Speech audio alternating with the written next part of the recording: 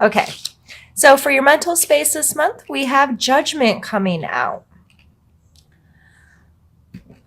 What is your initial response to the word judgment? Did you think religion? Did you think of being judged by others? Did you think of judging others? Judging yourself?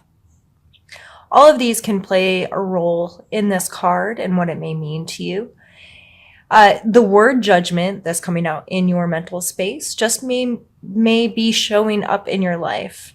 And you may be more aware of it, and it's something that you're taking conscious time to consider. What are your feelings about that word? How does, when you hear the word judgment, do you recoil like, oh, I hate being judged, or that kind of thing? Or I'm constantly judging myself. That's why I don't feel good, because I'm holding myself to unrealistic expectations or standards. Regardless of how this is playing in your world, it may be helpful to you this month to come to a clearer understanding of what that word means to you. Whether it be literally looking up a definition, listening to a speaker, whether it's a self-help guru, a religious leader, anyone that you relate to that talks about this kind of energy and what that may mean, and spend some time discovering more about your personal relationship with what that means. Then coming in your physical world is justice. Like these two cards together, like, okay, justice, what is right and wrong?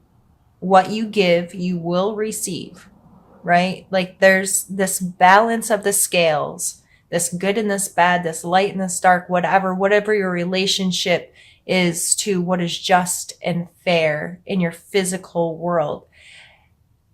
These two coming together really make me wonder, Taurus, if you are feeling like you're in the place to judge others or to serve justice to others. If that's the case, you may want to pull it back and spend a lot of time and consideration before jumping head first into those energies. Like, I'm going to make this right. I'm going to control the situation. No one else has a clear perspective. I know what's right and wrong. I can use my abilities to make the choices here, which may very well come to fruition, but that's not something I would take lightly.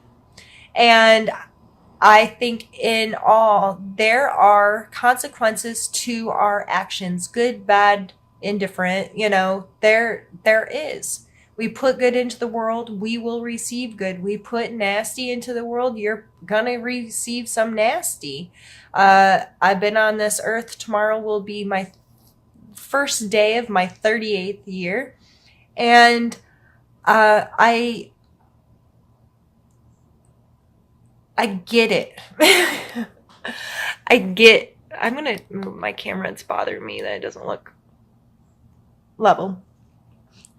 I get the feeling of wanting to be judge and jury. I now understand how that has negatively affected my life. I also have grown to understand more of what karma is, and seeing I will reap exactly what I sowed. What are my intentions? Where is this coming from within me?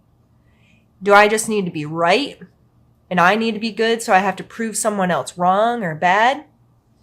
Or am I willing to understand that every little action we take in life and all of our intentions will all comes together for a greater thing? So are you justifying bad behaviors because you're not seeing the consequences of them right now? That kind of stuff. This is some heavy energy starting out, Taurus, but it's energy I really enjoy talking about. If you have any comments, questions, or concerns, or want to talk more with me about those energies, I'd love to hear from you. but I think we're going to leave it at that for now, and we'll probably revisit some of that as we pull more cards. Your emotional space is coming out as the 8 of Coins. This person knows how to do the work, right? It can be a little monotonous, though. They're creating the same thing over and over and over again and trying to master their trade, right? But sometimes if you've ever worked one of those jobs, especially like anything in assembly or whatnot, you know it can become mindless sometimes. So in your emotional space, are you mindlessly just going through the motions to connect with people? Or are you diligently trying to create quality there? You can do the work all day long, but what are your intentions behind it? How are you connecting to that? Is it from a place of, I do this because I know it's good for me. I know it's good for the people I connect to. I know that relationships require work and effort. Or are you kind of just running on autopilot and not staying conscious and in the moment and deliberately creating healthy emotional relationships? If you feel things are monotonous, it's okay to change things up. It's okay to throw yourself a curveball once in a while and find ways to get passionate about the day-to-day again.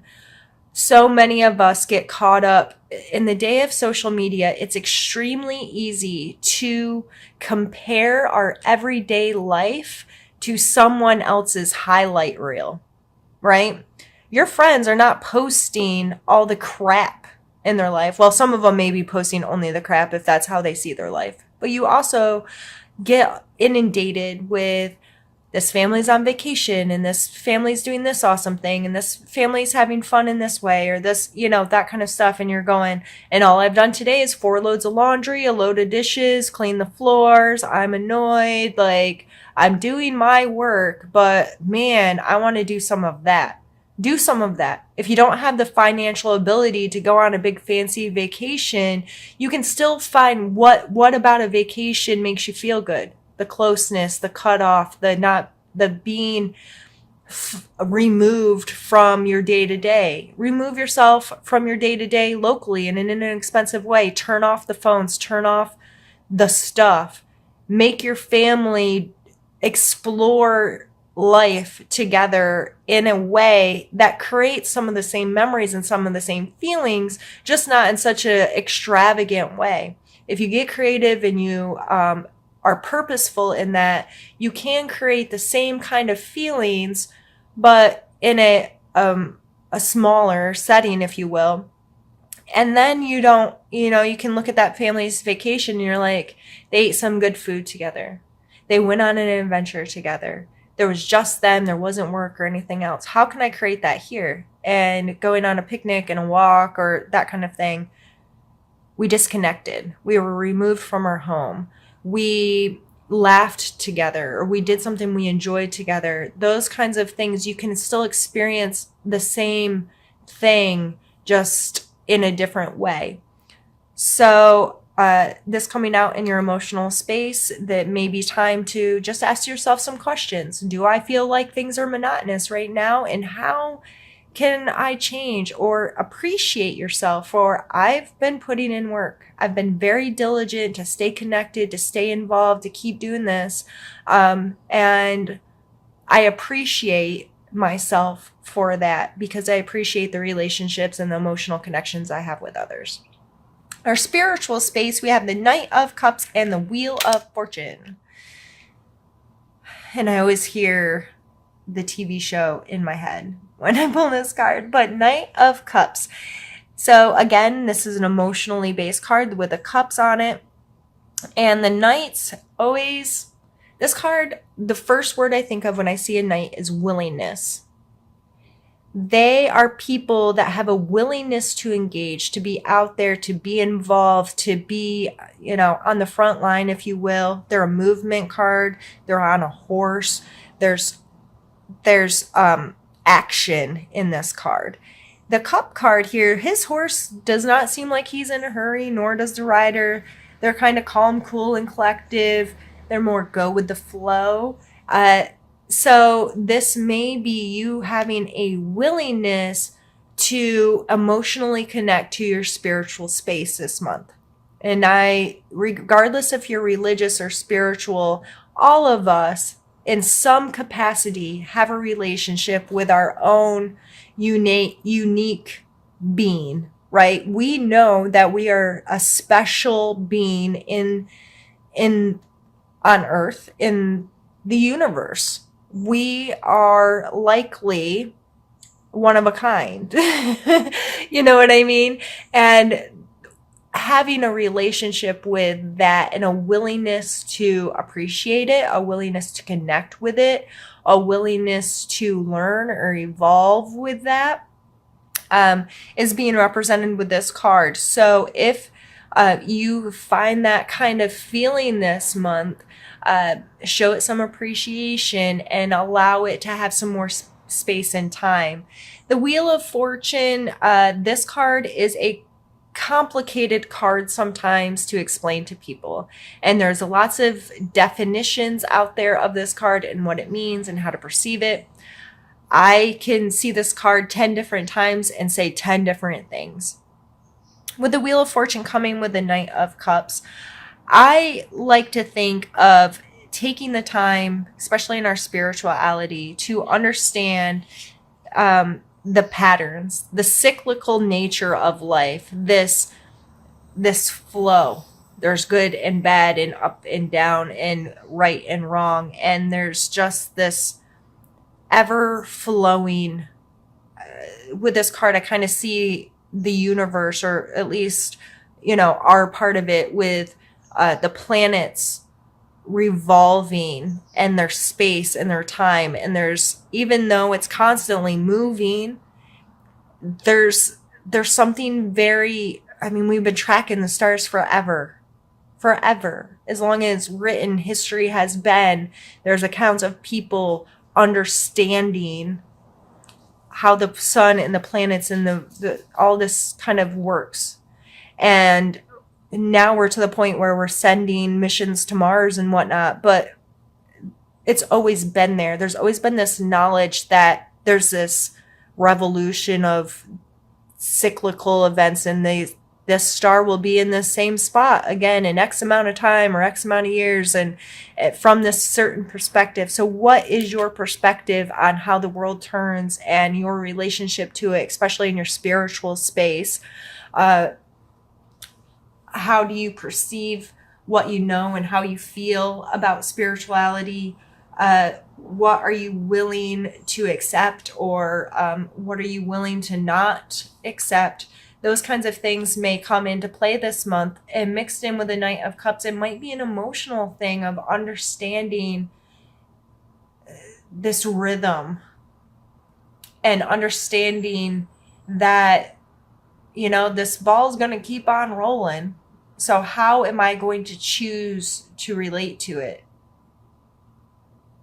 All right, Taurus, what we're going to do is move some cards out of the way and get started with the second part of our reading. So in tarot, the card that's prior to this in the deck is the Tower card. And if you're not familiar with tarot or the specific cards and their meanings, the Tower card is a card of kind of destruction, if you will, this tearing down of something. And it's not necessarily in a bad way. It may be uncomfortable, but to me, it's always like, okay, let's tear it down so we have a fresh foundation to start again. Like with remodeling a house, you have to demo a bunch of stuff out, get it down to the core so you can rebuild it the way you want, right? The Star card follows that card.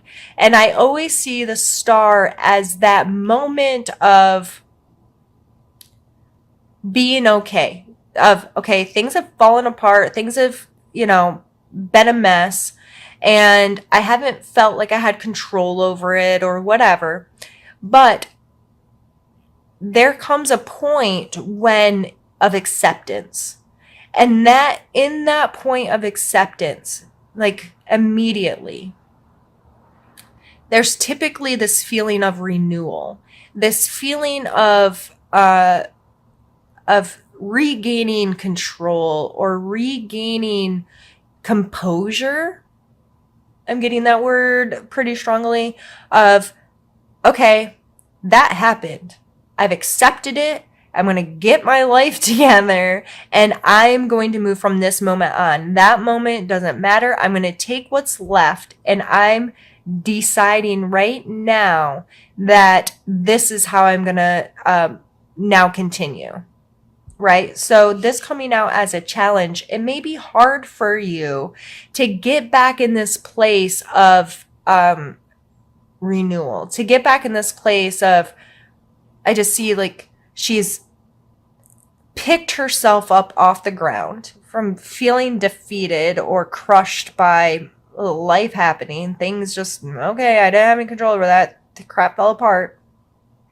And her standing up and looking up to the heavens is the star card. And being like, I am made of the stardust. Everything that's in that star, that's making that star, makes me and makes everything around me. And there's this oneness, there's this, if you felt this feeling, which most of us have in some extent, but that just that connectedness to the whole, connectedness to, this is my life. I can't change anything from the past, but I can refocus, reground, recommit going forward. And it's such a beautiful feeling if you can allow it to come in and settle in. And it may be a challenge. You may have some work to do to where you can get to this point where you can be like, that's done. And this is now my ideal course of action. This is my decision going forward. So as soon as I pulled this card, I thought about justice. These cards hold a lot of the same energy. Of course, they're both holding a sword. I'm getting some strong Libra type energy, Taurus. This is a Libra card here, and King of Swords. He's the King of Air. Again, I'm thinking some real Libra type, just, fair, logical, analytical. That may be why you're feeling this judgment and like you are the one that's going to bring justice to the world. You know what I mean? Like, savior complex just came into mind. If you think you're going to save someone or save something, with this coming here, I think this reinforces that you do have the ability, Taurus, to be logical, to be straightforward, to say what you mean and mean what you say, and to be very precise with the choices and the actions in your life. Again, just as a reminder to not try to do a job that's not yours, though. You're not. Are you the judge and jury? If you're literally a judge, then okay. What makes you the judge and jury over this? And do you have enough information to actually play that role? And how are you going to play it? And don't be cruel is something that's coming to mind with this, because when we get very logical and very straightforward, like I personally can be blatantly honest to a fault. Sometimes I can come across as harsh or critical or mean when I feel justified because it's true, but my truth and your truth may not be the same truth because we see things from another perspective. So sometimes I have to remind myself to be more considerate in my verbiage, or considerate to the feelings associated with something, not just the logic associated with it. So that coming out in your strengths this month is a separation of classes to me. These are poor, desolate, down and out types with a church behind them with fancy stained glass and lights on, two very separated worlds I usually see in this card. So if you are the person that's feeling desolate, that's feeling down and out, that feels like you've been wronged in some way, taken advantage of in some way, that life just, you can't catch a break in some way, I think it's will be very important to you to lift up your head and to see what resources are around you. And that does not mean run off to ask every single person on the planet to help you because you're a mess. And you may not be a mess, but that's an extreme. We know those people that have created a mess in their life and then create a GoFundMe page and are like, okay, I can't do this. You need to help me. And that's how they live their whole life with their hands out. I'm not telling you to put your hands out and constantly be like, help me, help me. However, your perspective, there may be help right there. You could literally be standing outside the window of an opportunity that can help you not feel so beat down. You could have an opportunity for a new job or a new project, a new something that can really help you, benefit you, but if you're not willing to see it, it can never happen. So what is your perspective on your situation? In this card, I like to remind people to have an attitude of gratitude. Even though these people seem down and out and pushed out into the cold, they're alive. They're still people. So if you are feeling that way, one of the easiest ways to help switch your perspective is to immerse yourself in an attitude of gratitude, whether writing a journal, taking 5-10 minutes a day and just listing off things that you're grateful for in every situation as many times a day, or even setting reminders on your phone that say, be grateful right now. And you can stop and take literally 3 seconds to think something that you're grateful for right that moment. If you do this multiple times a day and you get in the habit of it, you become more likely to see the good in every situation, to see opportunities that are coming your way because you feel allowed to see them, if that makes sense. Like, it opens you up to accepting the awesome stuff that surrounds us every day. The 5 of Wands, this is my practice card. I see this card a lot lately. I don't know what the deal is, but this card is conflict. They look like they're beating the crap out of each other. But just like in any martial arts, you have to get beat up to get good at it. This comes into all aspects of our lives. The challenging situations, the uncomfortable situations are what breed new ideas, new ways of doing things, inventive kind of creative spaces for us because we don't want to keep getting our butt kicked. So in order to not get our butt kicked anymore, we have to grow and progress and change and get better, right? And it's all about perspective. We can either be like, yep, we're beat up, we're beat down, we're kicked out, we're blah, blah, blah, blah, blah.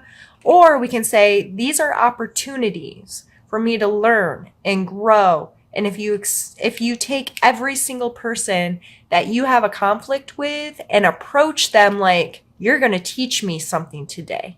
You're going to help me grow. You're going to help me learn. You're going to help me be a better person. Even though this is uncomfortable, even though I don't like it, even though this makes me angry or sad or hurt or whatever, you're my teacher right now, and I'm going to learn from you.